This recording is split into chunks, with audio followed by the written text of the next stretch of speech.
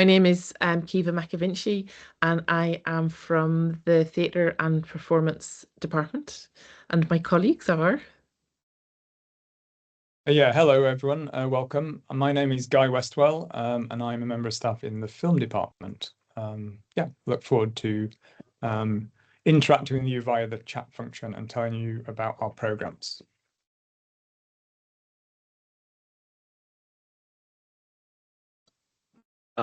Hi, I'm Afonso Diaz. I'm the student ambassador for film for the arts. Yeah, I'll be helping with answering questions, and I'll be active in the chat box as well. Yeah. So, a very warm welcome to everyone who's here with us this evening. So, just to confirm, it's the online taster session for film and for theatre and performance. And the way that it works is that Guy and I will each speak for about 15 minutes on the theme of creative capital, both from the perspective of theatre and performance and from film. And then at the end, we'll have time for questions and answers. And some of those questions may be about the things that we've talked about in the presentations, or they may be very specific things about the film or theatre and performance programmes at Queen Mary. And we're really happy to answer any kinds of questions as well. And particularly with Afonso, who is here with us, who's a student, who'll be able to answer questions from the inside of the programmes, as it were. So I am going to just begin. I'm going to just set my timer here to make sure that I don't run away with enthusiasm. And I'm going to start with talking specifically about theatre and performance. And the opening slide. These are graduates from our programme. This is the promotional shot for a production of Evita 2. And it's our graduates who are Shit Theatre who are performing at the Royal Festival Hall throughout all of December. And I just wanted to say that what I'm going to talk about is kind of more of a seminar-based approach to thinking about things, but also just to say that the course that we do is 50% studio-based performance making work, as well as 50% seminar-based work as well. So studying theatre and performance at Queen Mary, you are going to engage with an extraordinary range of practices across the city. From productions of well-known plays such as Guy, I'll give you the thumbs up for the moving across. Thank you.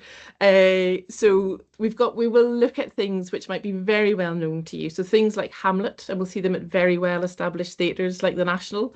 We'll look at more experimental writing, so things like Cow, Deer, this new wordless play that was very recently staged at the Royal Court.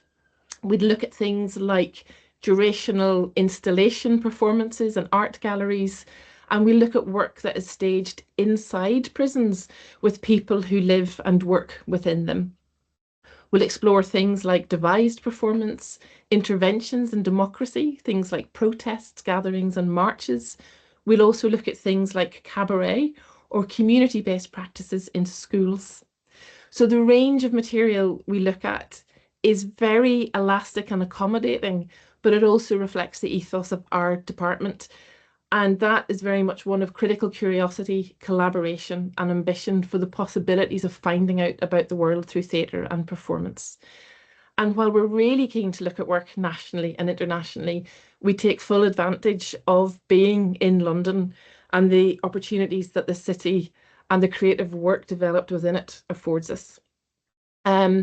So I'm going to, well, some modules like London Performance Now or London Culture Performance, they really explicitly invite students to engage with the city and going to different theatres and different productions, thinking about the material conditions of work. Why did something get made? Why did it get made in this way? Where did the money come from? What are the working conditions? We'll think about all of those things. But now for the next 10 minutes, what I really want to focus on is theatre practice that happens off stages across London, away from the proscenium arches of Victorian theatres and away from these buildings called theatres. And so what we'll do is we'll think a bit about the ways that artists and theatre makers have worked with London as a site, the city, and the people who live within it. So London becomes the stage and the inhabitants are the performers.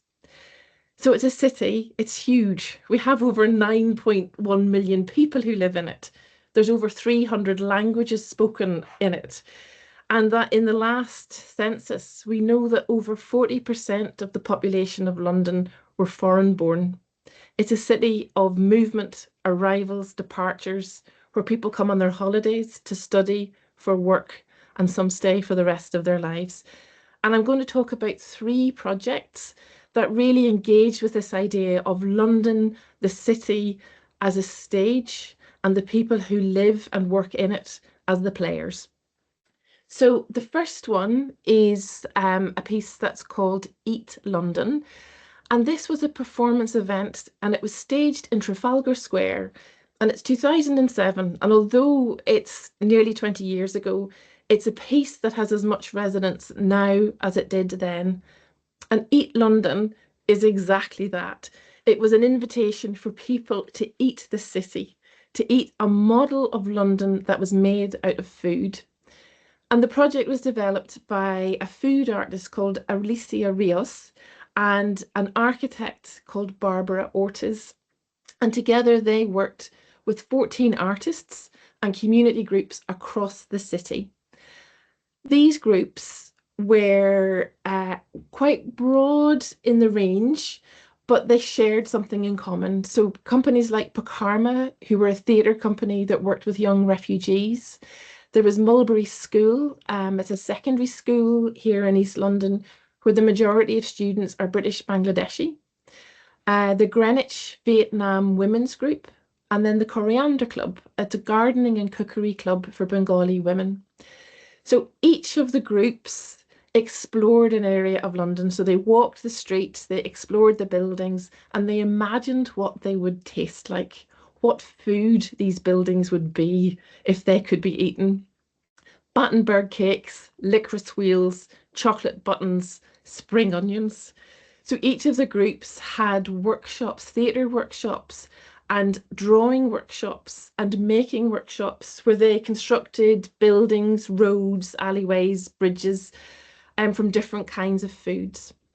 And after this research period took a number of months, including health and safety requirements in terms of food preparation, but ultimately each of these groups prepared the section of the map of the city and wheeled it into the middle of Trafalgar Square, where passers-by were invited to eat the city.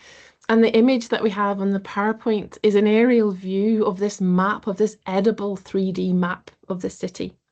There are gingerbread roads with icing marking the sort of the lines down them.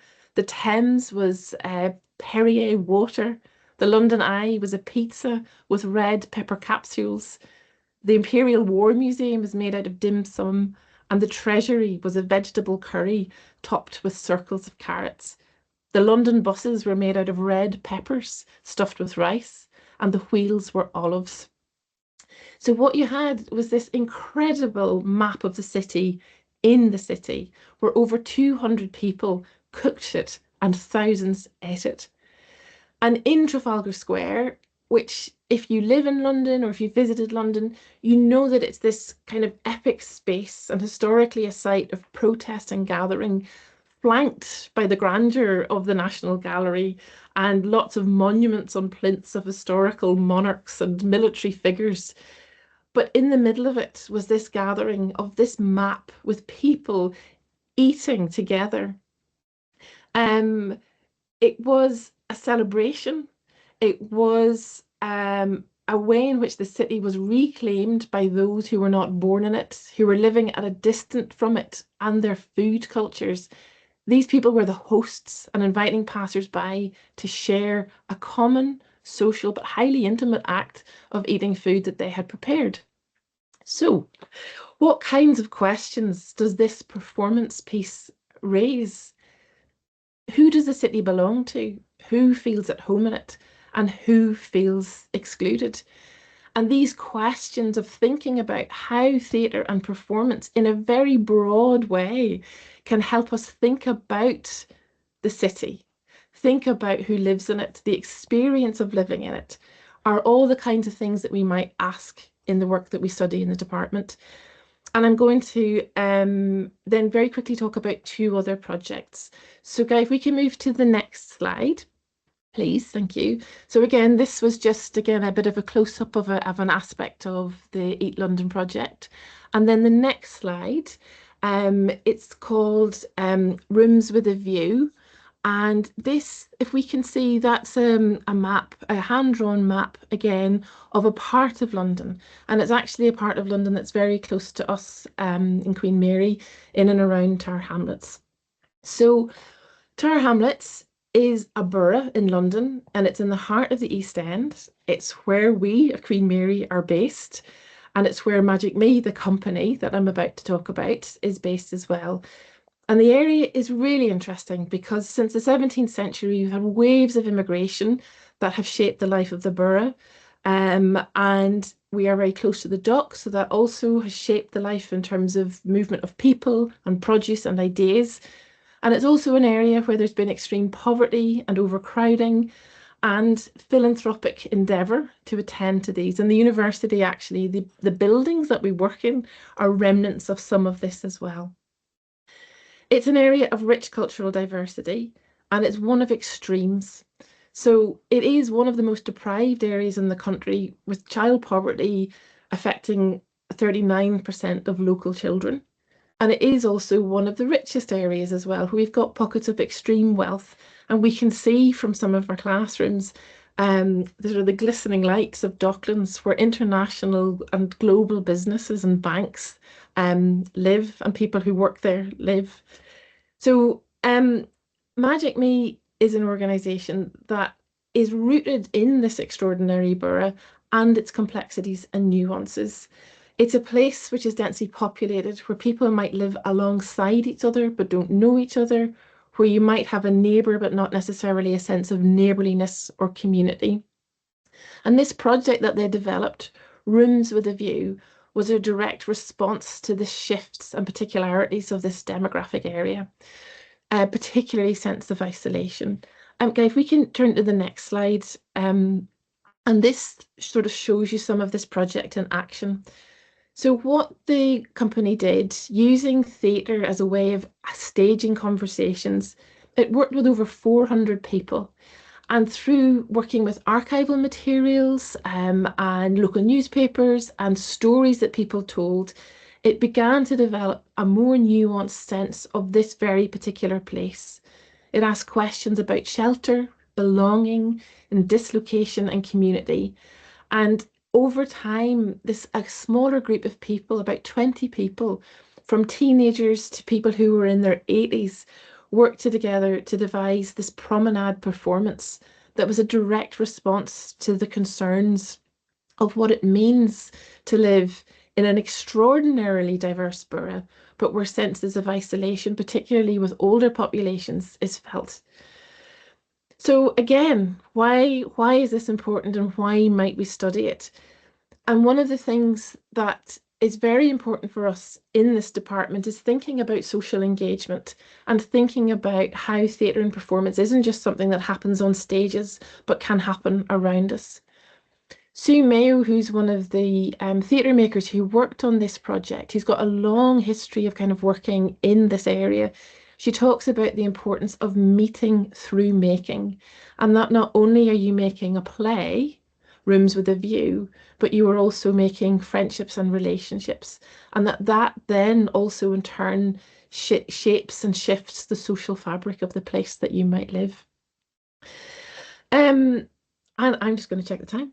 So I've got time to very briefly talk about one more example. So we've had Eat London, this great, big, very public event that happened in the middle of town. We've got Rooms with a View, which is this performance event where lots of people have been involved over time to create a promenade piece that a smaller number of people engage with. And then the third and final project I'm going to talk about is one called Globe, and it's on the next slide. And this is by an artist called Jeanette Kaplaten. And I put the website address there because this project, it was one that was developed with colleagues in drama at Queen Mary and was also with geography in Queen Mary. And in some ways, Globe is quite simple to describe. We can see it in the picture where it is this, it's a spherical sculpture and it's made of copper. And what's harder to see is that it's got 4 little portholes in it with cameras.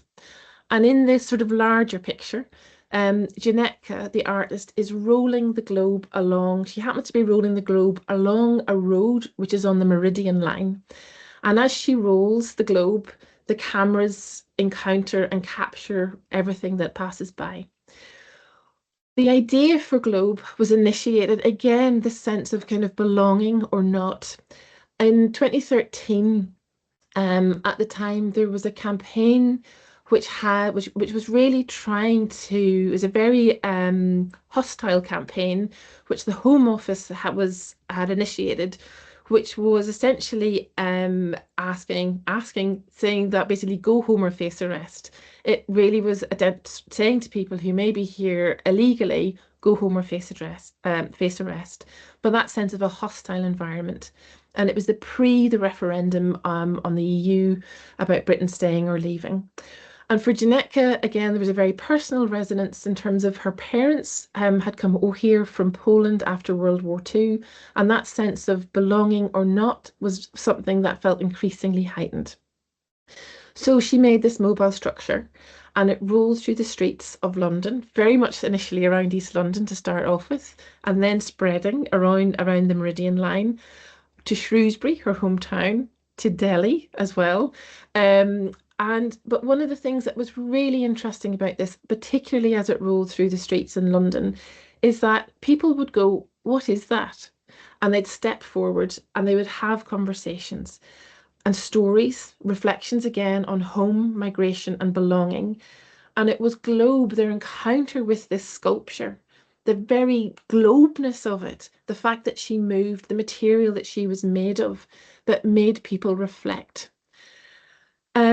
The other thing is, if we look at the next slides, please, Guy, we can see where this is a picture of Janetka rolling it in Delhi. And again, you get a sense of the scale of it, and you get a sense of when she would stop, lots of people would stop and gather around it. And if we look at the very last slide, what we see is this extraordinary, the markings on the surface. So in the beginning, it was a completely smooth sphere, but as it rolled through the streets and as it gathered conversations with people, it also gathered markings. So there was this sense that the sculpture, it travelled, but also then became this portal for conversations and reflections on ideas of home, which were much more nuanced and complex than the go home vans would allow for. And if you're interested in finding out about this, Janetka has made a number of films that are edited from the conversations that have been had, and they're all on the website, Janetka's website with Globe, and I can give you the website about that again. But the key thing I wanted to do in sharing these, and I'm going to finish up now, is the fact that this gives you some idea of the kind of the range and elasticity of the term theatre and performance and the kinds of areas of practice that we might engage in and discuss in the work that we do. And I'm going to pause now and we'll very happily take any questions about the projects and things a bit later on. So Guy, over to you. Thank you, Kiefer. Okay. Nice segue to finish on some filmmaking to move across to me. Thank you for that. I hope everyone can hear me okay. So my job this evening is to tell you a bit, I suppose, give you a flavour of what it's like to study film at university. So I wanted to use an example of the kind of teaching that we do here at Queen Mary, via the story of one strand of our degree, which focuses on documentary or non-fiction filmmaking, and also tell that via the story of one student's journey. And the student I've chosen is Matt Kay, who's appearing on this slide. I suppose it's worth saying, first of all, that different universities will offer, if you're studying film at university, you can combine it with other subjects. So at Queen Mary, you can combine film with theatre and performance. But if you choose to study film, you'll probably be doing some combination of theory, which means sort of an academic approach that looks at history and technology and aesthetics and those kinds of questions. And you'll combine that with some filmmaking practice. And different places have different balances of those two things. Here at QM, it's around about a 50-50 split. If you take all the filmmaking modules you're able to, then you'd be spending about half of your time doing practice work. But I suppose in actual fact, our philosophy is that you can't really separate out the film thinking and the filmmaking, that these two things spark off one another and you create a sort of feedback loop. Good ideas make good films feed good ideas. And I hope that Matt's story will kind of demonstrate that principle. In terms of the London connection, I mean, Matt is originally from Manchester, but he traveled from Manchester to London where he did his degree.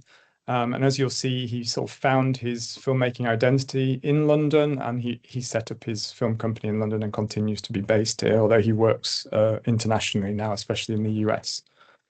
Let me just move to the next slide.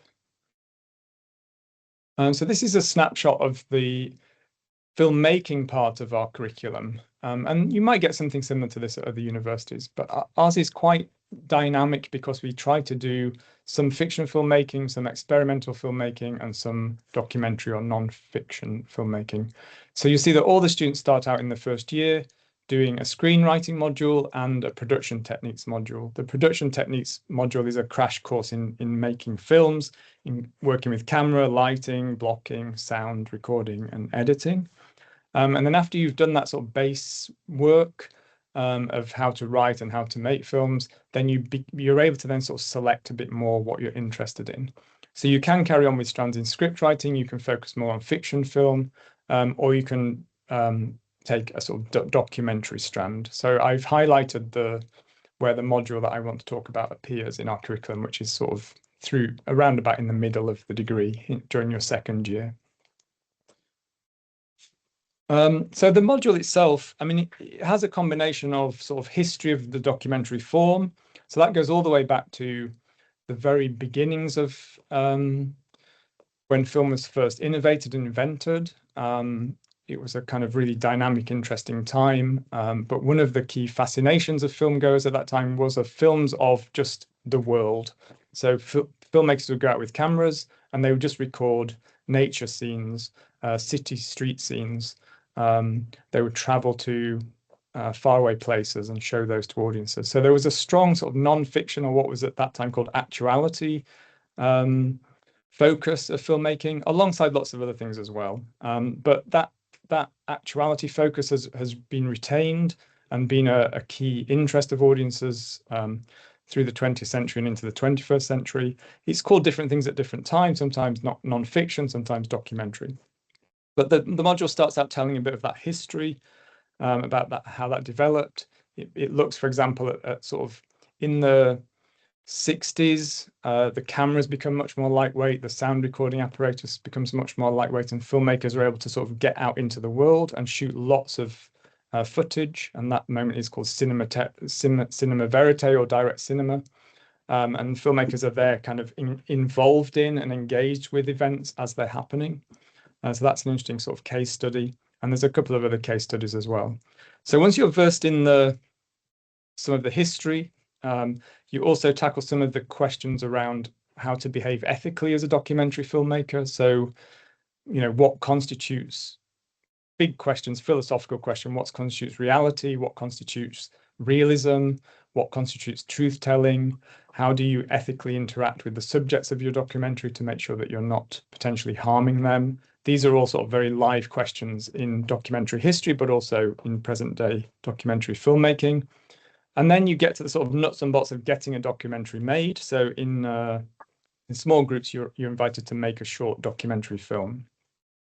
Now, Matt decided to make his film about street graffiti in London, and it was a really great sort of shot on the fly, going to these sort of places where graffiti artists hang out, shooting the graffiti really beautifully, but also doing some conversations with the graffiti artists to sort of try and understand what motivated them to do what they do.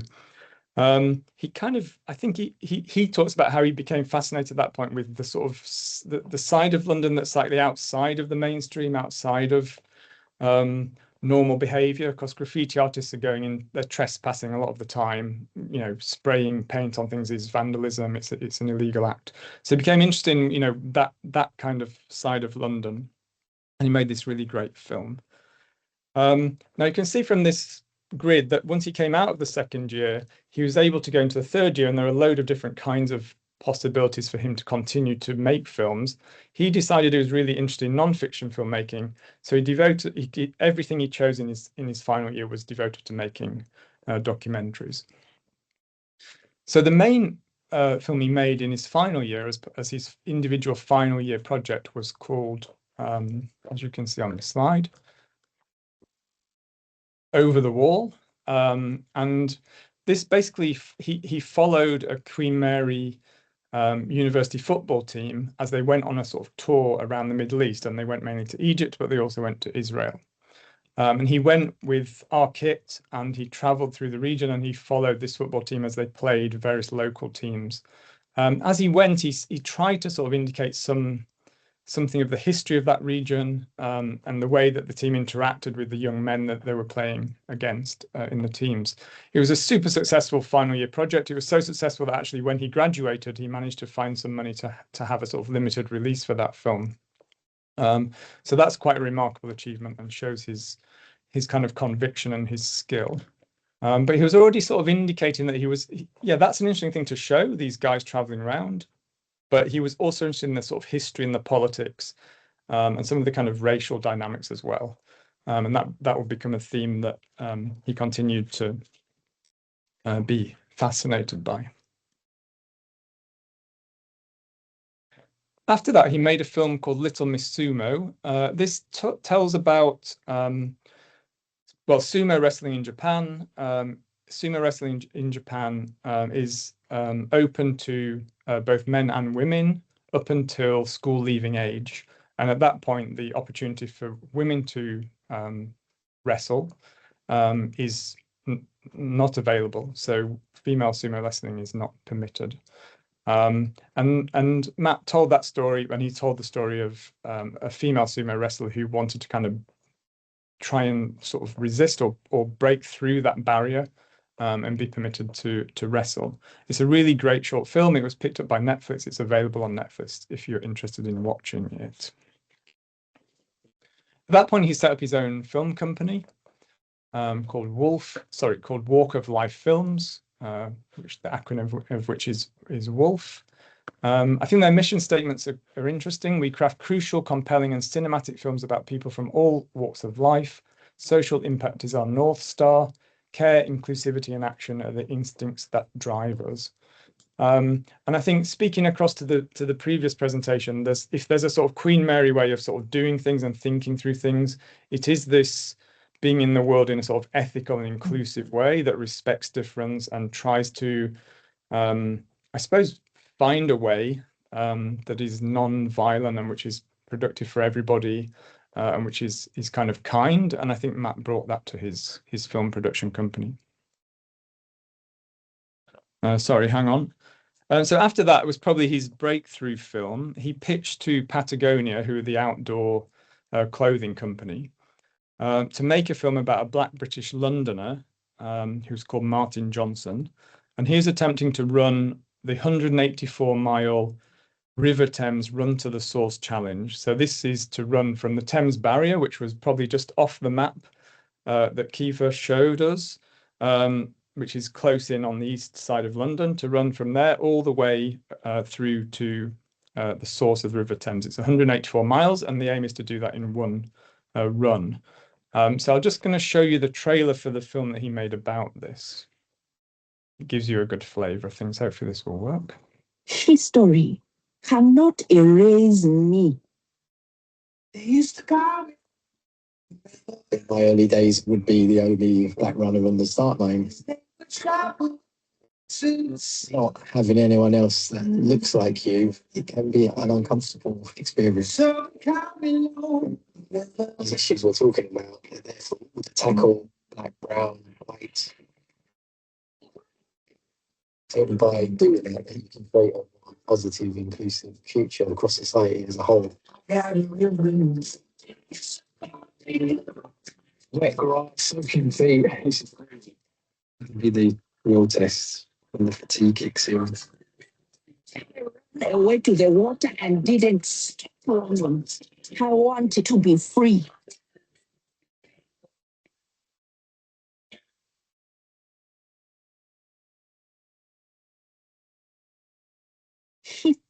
Okay, I'm just going to show one other short clip which gives you a flavour of how those different elements that are in the trailer sort of come together around the words of a Jamaican poet who I'll talk about in a moment, and some use of archive film, so that as Martin Johnson runs along the Thames, his experience in the present is sort of mapped onto a Black British experience from the past via archive film and poetry.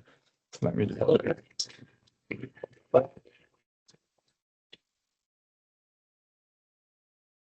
My God, it was crazy.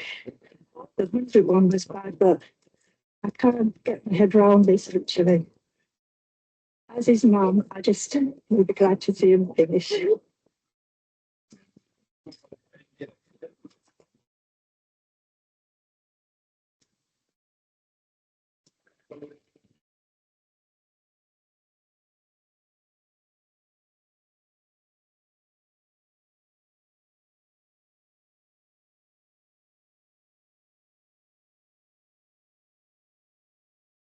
I am a mouth of contradictions. I am a mouth of longing. Here, fattened ships slid through my dark waters, offled men and women in their bellies, a net of bones finning in their wake. Caribbean, Atlantic, colonial. Words for how I am filled and filling. What pours down pastoral, what runs through a body that might be called sovereign. Black backbone, black labor. Words for leaving home for the cold, crossing strange banks to offer hands to a people who will name you unworthy. Who gets to be a citizen?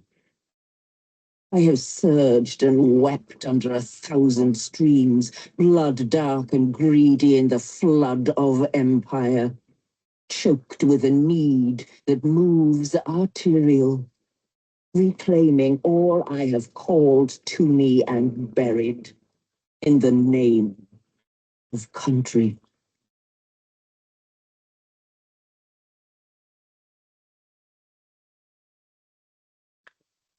Okay, so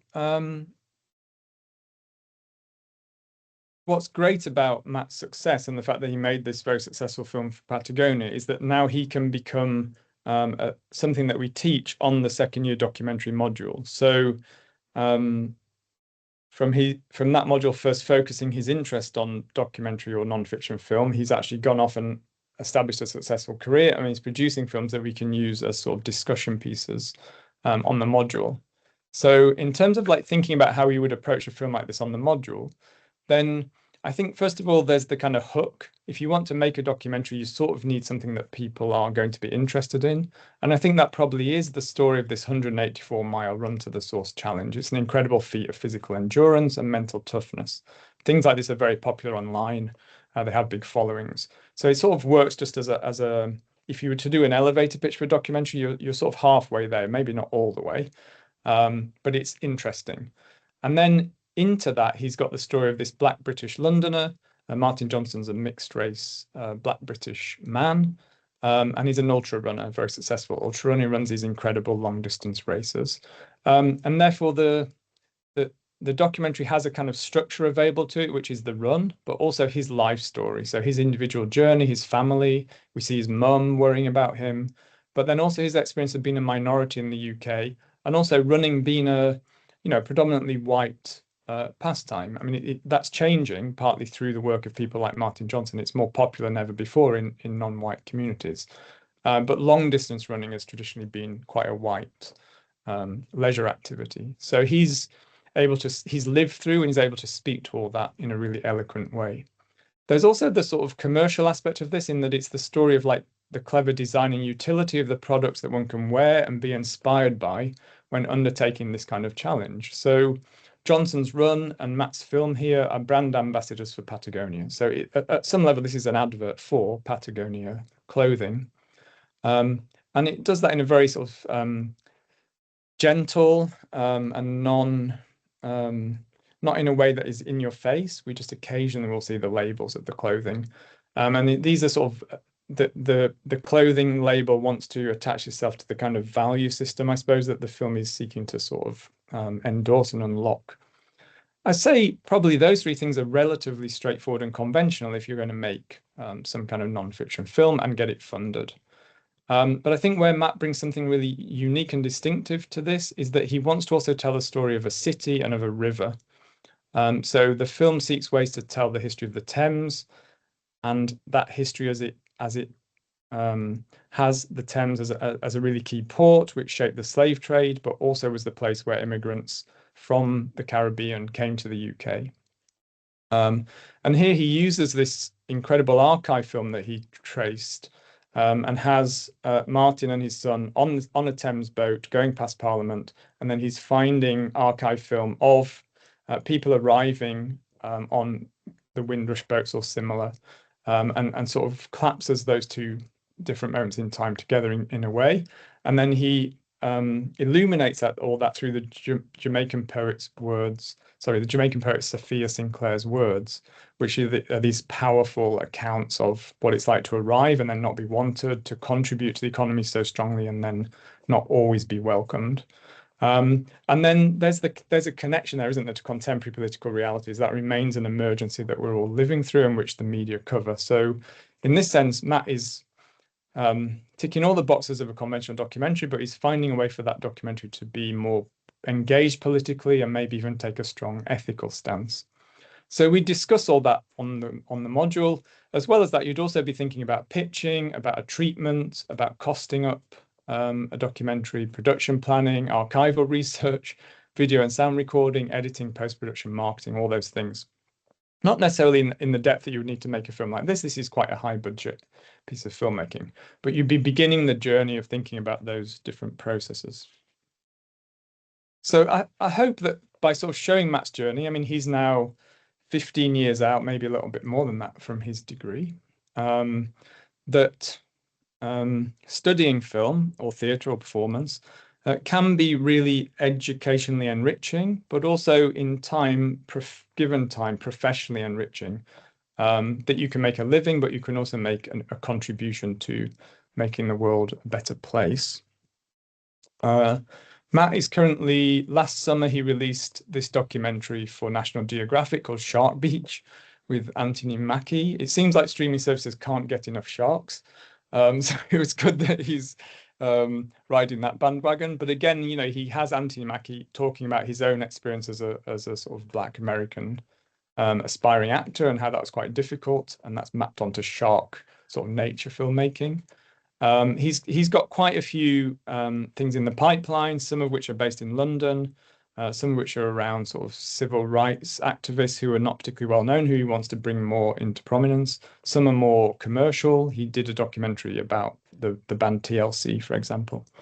So if you want to see what he's up to, he has an Instagram account that the hashtag is here, and you can follow him.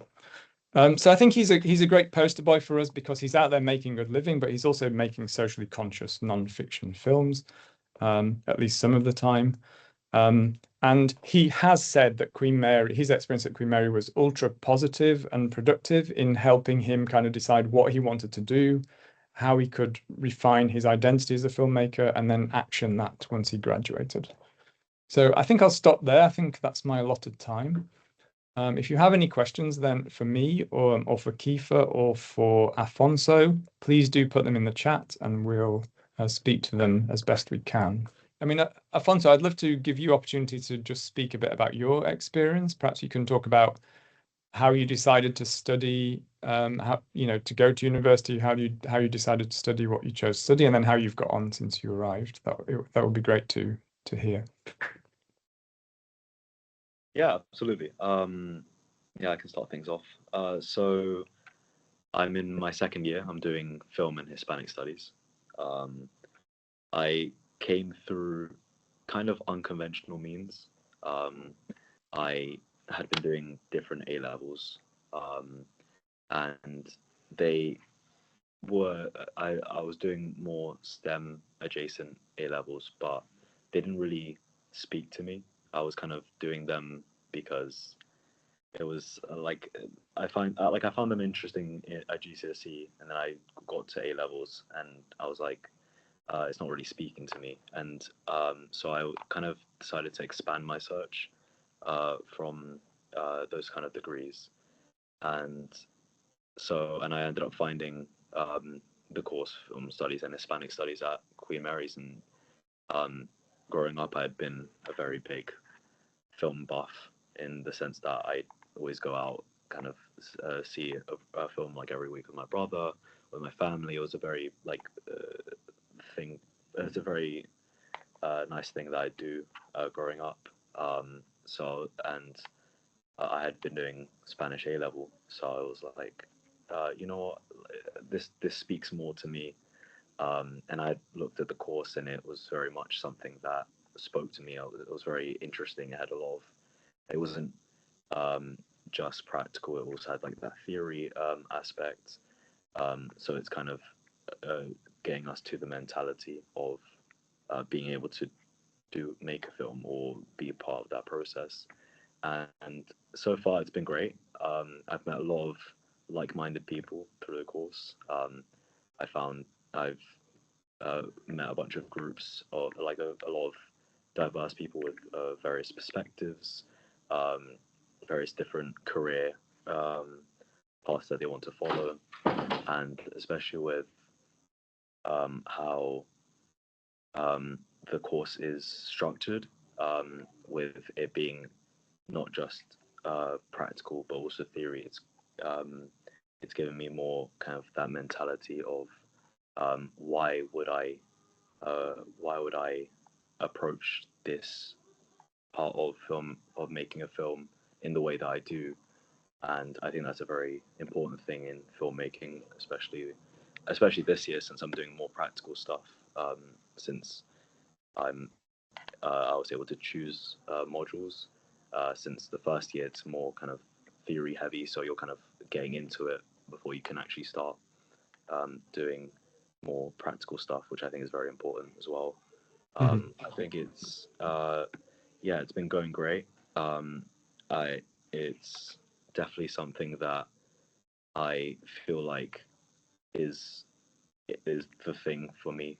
I feel like that's definitely what I'm gonna be pursuing in terms of career. And yeah, it's a especially with this degree and the way that they approach it, especially with the teachers, with the module conveners, with especially with the admin team as well. Um, they're very warm. They're very welcoming. It's it makes it very easy to want to be interested in the course as well. So yeah, it's been a very positive experience for me as well. Um, Obviously, it's it's uni. Um, it's gonna be work, but I mean, for me, it's been very interesting work, and I feel like that's what it's all about. Yeah, yeah, that's And pretty much. thanks so much. That's great. That's great to hear. In terms of like I suppose the theme in our presentation was about being in London.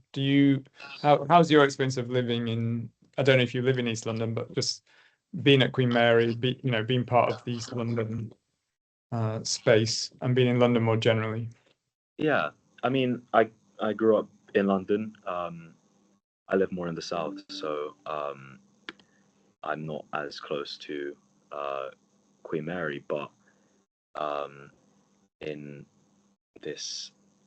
But to be fair, obviously being at Queen Mary, I'm spending a lot of time in the east, in East London, and it's it's a very like I'm not explaining. It's kind of like it's a very vibrant community. Um, it's especially with the people the people that I know that live more close to here. There's very it's very art. I'd like to say it's very art heavy. There's a lot of stuff near here that you can go visit, which I think is also like a thing in the arts where they kind of encourage you to go and visit those things. Especially, I remember in my first lecture, I think it was with you, Guy. You were kind of gave us a list of places to go, places to visit with our groups to try and get us together, get connected. A lot of them were close, and they were very good places to go and kind of get accustomed to those facilities, those services.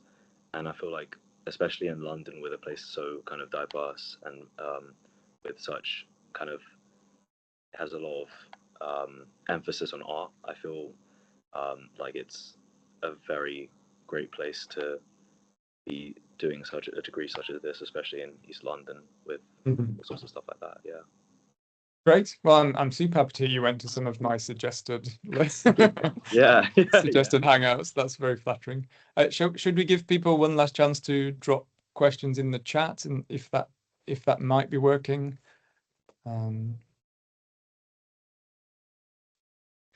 The only thing I would say is that our email addresses are there, and we're really happy to answer any specific questions about the programs or anything at all really about Queen Mary. But yeah, don't be shy about asking us anything, and yeah, we look forward to hearing from you. Yeah, I'll second that. I hope that you've got a kind of flavour of what a film program might be like in general, but also particularly what it might be like at Queen Mary and what a theatre and performance program might be like.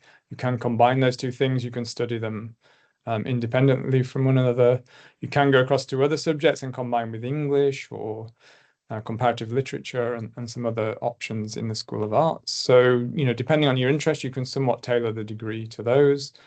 I think a key part of Queen Mary's identity is London, so it's kind of a really great place to be if you're studying these subjects, and it also gives you a lot of opportunities to find work experience and sort of start networking and begin to build the pathway to a career and some way of paying your rent once you graduate. So I think it can be a really great place to be. Obviously, other universities and courses are available. But anyway, I hope we've kind of given you a sense of who we are and how we do things, and that's helpful in you figuring out whether to go to university, if you're going to go, what to study. As Alfonso has said, it can be super worthwhile and great stage in your life journey. Okay, shall we wrap up? Yes, let's do that. Alfonso, Thank do you want to just chip in with anything else, or I should have given you a chance for the last word as well? No, it's all good. I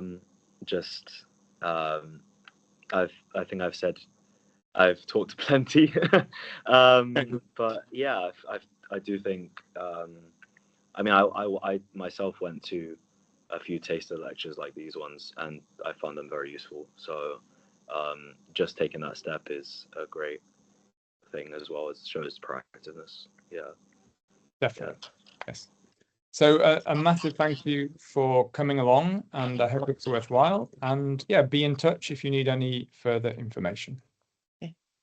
Thank you. Bye. Bye. Bye, everybody. Bye.